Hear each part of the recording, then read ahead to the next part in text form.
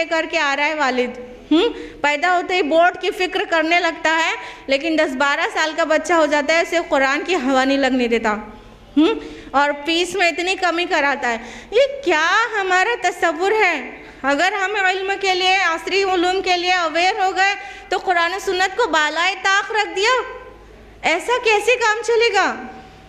कुरान और सुन्नत का इल्म तो फ़र्ज़ है। आप दोनों चीज़ें एक साथ दीजिए अपने बच्चों को, तभी वो दुनिया और आखिरत दोनों में कामयाब होंगे। तो अपनी ये जो दिमाग की थोड़ी सफाई करने की ज़रूरत है, ब्रेन वॉश करने की ज़रूरत है कि सिर्फ दुनिया परस्ती वाला, दौलत कमाने की मशीन बनाने वाला इल्म ही नहीं देना है, बल्कि बच्चे को दुनिया और आखिरत दोनों में कामयाब होने वाला इल्म देना है। और एक बात अच्छी तरह से याद रहे कि तालीम का मकसद हरगिज़ दौलत कमाने की मशीन बनाना नहीं होता, मनी मेकिंग मशीन बनाना, ये मकसद लेके तालीम नहीं देना चाहिए, बल्कि तालीम का मकसद जहन साजी होता है, इंसान साजी होता है, किरदार साजी होता है। और अगर तालीम का मकसद इंसान साजी है तो तालीम के साथ साथ तरबियत और तज़किया का होना अशद ज़रूरी है। उसके बग़ैर तालीम कई बार नाक़िस और कई बार तो मुज़िर है। जी हाँ, अगर तालीम दिया जाए और तज़किया और तरबियत ना दिया जाए तो वो कुछ ऐसा है जैसे चोर के हाथ में टॉर्च थमा देना। आप देखिए ना, डॉक्टर का पेशा कितना मोहतरम समझा जाता है, मेडिकल प्रोफेशन कितनी आबरू से देखा जाता है, हाँ, कितना इज्जत वाला पेशा होता है। उसके बावजूद कितने ही मेडिकल प्रोफेशनल्स ऐसे हैं जो कि मरीज़ों की कमज़ोरी का फ़ायदा उठाकर उनकी जेबें काट रहे हैं। कितने ही हेल्दी ऑर्गन्स चोरी हो जाते हैं। आपको पता है ऑपरेशन में किडनी चोरी हो गई। कितनी बार ऐसा होता है, फिटिसाइड करते हैं वो मेडिकल प्रोफेशनल्स, और नकली दवाओं को कमीशन पे मार्केट में राइज कर देते हैं। ना जाने कितने जुर्म हैं जो मेडिकल प्रोफेशन के लोग कर रहे हैं। क्या ये जाहिल हैं? खूब पढ़े लिखे हैं ना, वेल एडुकेटेड हैं, लेकिन क्या है ना कि इनकी माँ ने और इनकी टीचर ने उनका तज़किया नहीं किया था, उनकी तरबियत नहीं किया था। इसीलिए ये ऐसे हैं कि इल्म तो हासिल कर लिया मगर उससे दूसरों को नुकसान पहुंचाना, खल्क़े खुदा को सताना मकसद बन गया। साइबर क्राइम का टर्म सुना होगा आप लोगों ने। साइबर क्राइम, आप में से कई लोग अवेयर होंगे। साइबर क्राइम उन जराइम को कहते हैं जो कंप्यूटर के इस्तेमाल से इंटरनेट पर किया जाए, वो साइबर क्राइम कहलाता है। बहुत तेज़ी से साइबर क्राइम पनप रहा है, बहुत ही तेज़ी से। अगर साइबर क्राइम की डिटेल्स जानना हो तो NCRB की रिपोर्ट है, नेशनल क्राइम रिकॉर्ड ब्यूरो, उसके अकॉर्डिंगली हिंदुस्तान में साइबर क्राइम 2012 से 2013 में 50% इंक्रीज़ हुआ है। 50%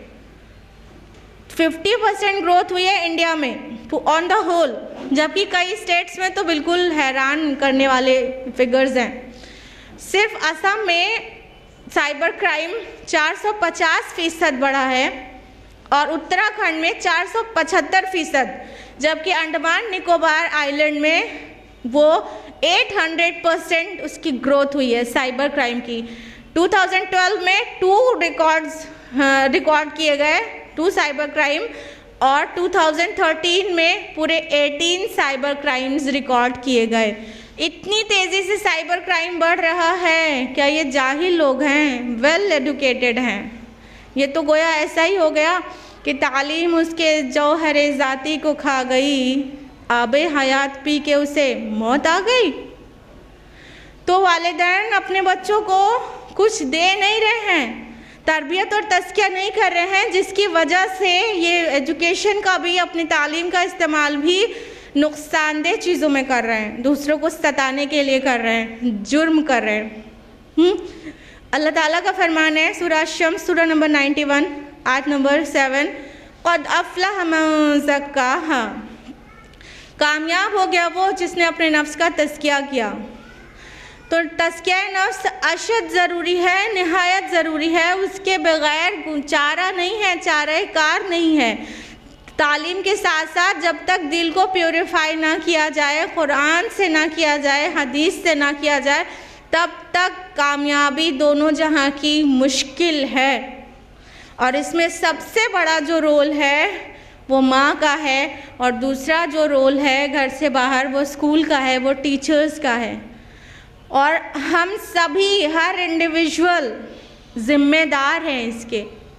अल्लाह के रसूल की हदीस है, सही बुखारी जिल्द नंबर 3 किताबुन निकाह बाब नंबर 120 हदीस नंबर 184, कुल्लुकुम राइन, तुम में से हर इंसान निगरां है, राई है, वकुल्लुकुम मसऊलतुन अन रइयतिही, और तुम में से हर इंसान अपनी रइयत के बारे में पूछा जाएगा।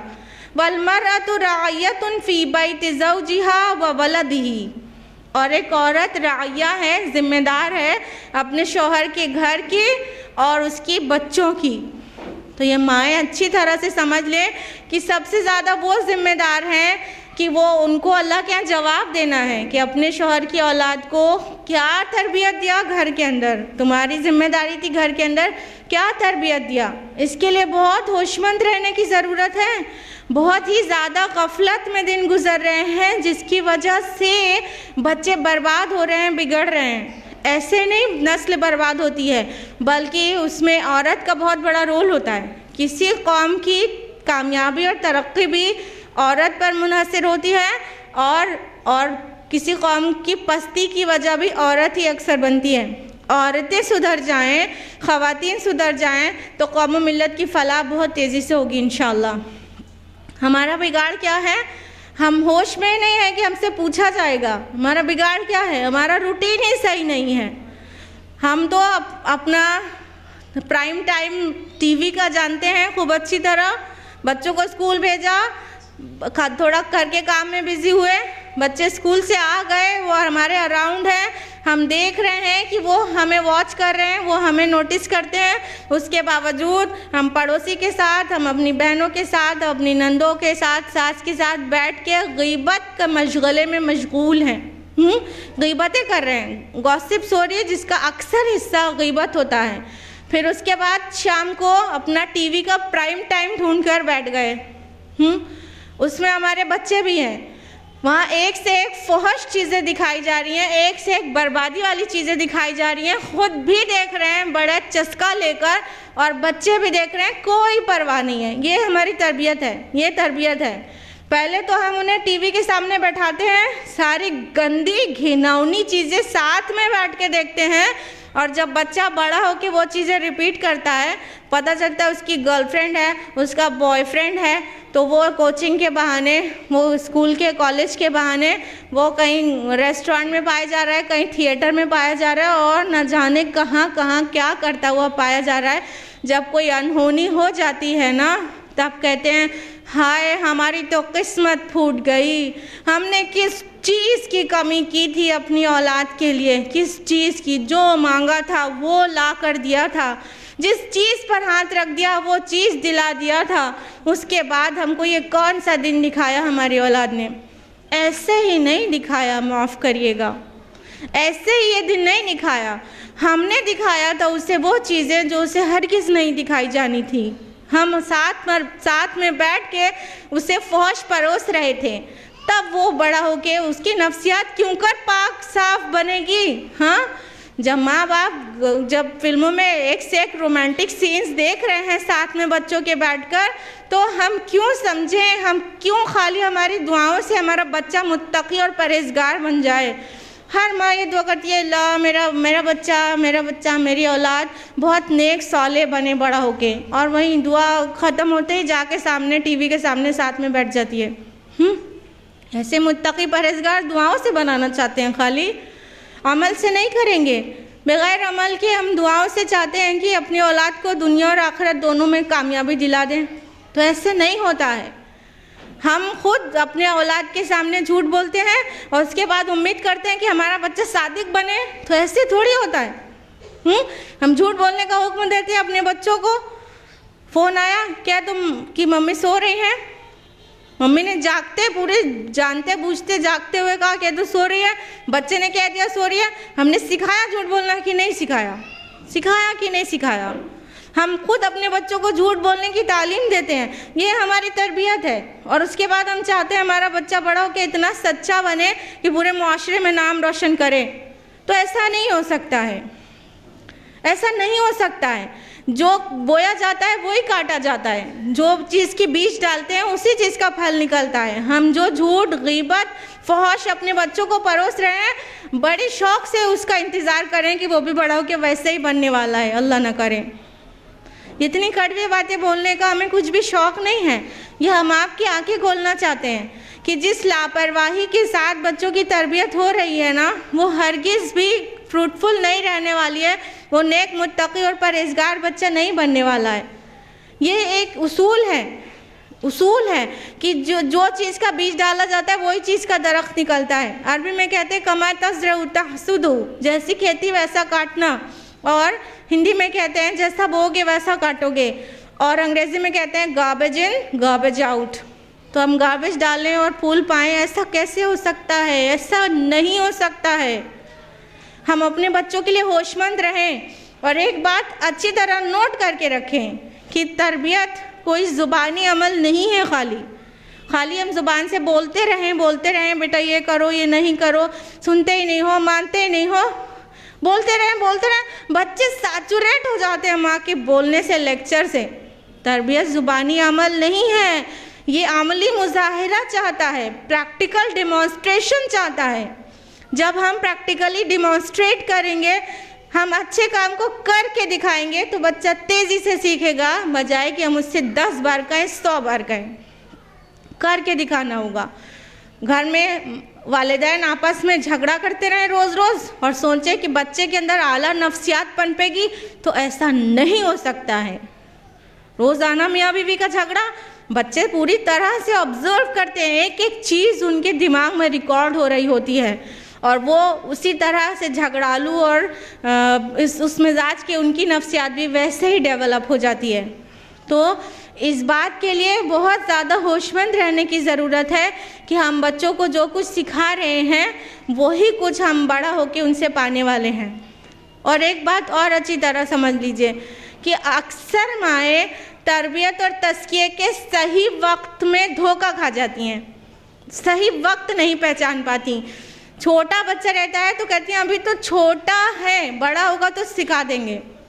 छोटी सी बच्ची है, अगर 6 साल की है तो उसे मिनी स्कर्ट पहना के घुमाएंगे, आधे खुले हुए कपड़े पहना के घुमाएंगे। क्या है, अभी तो छोटी है, जब बड़ी होगी ना तो खुद ही हिजाब करने लगेगी।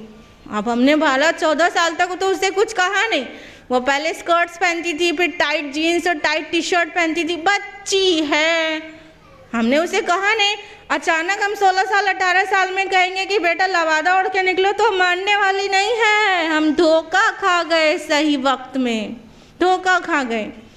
लिबास अल्लाह ताला ने तन ढकने के लिए बनाया है। अल्लाह ताला ने फरमाया सूरह आराफ सूरह नंबर 7 आयत नंबर 26 में, या बनी आदम क़द अंज़लना अलैकुम लिबासा युवारी सवातिकुम वरीशा। ए बनी आदम, हमने तुम पर लिबास नाजिल किया ताकि वो तुम्हारे सत्रों को ढाके और तुम्हारे लिए मुजिब ज़ीनत हो। तो अल्लाह ताला ने सत्रों को ढकने के लिए लिबास बनाया है। लिबास इसलिए नहीं है कि हम इसे और दिखाएं जिस्म को। बहुत ज़्यादा टाइट फिटिंग हुआ तो दिखाना ही तो हो गया, आधा खुला हुआ है तो दिखाना ही तो हो गया।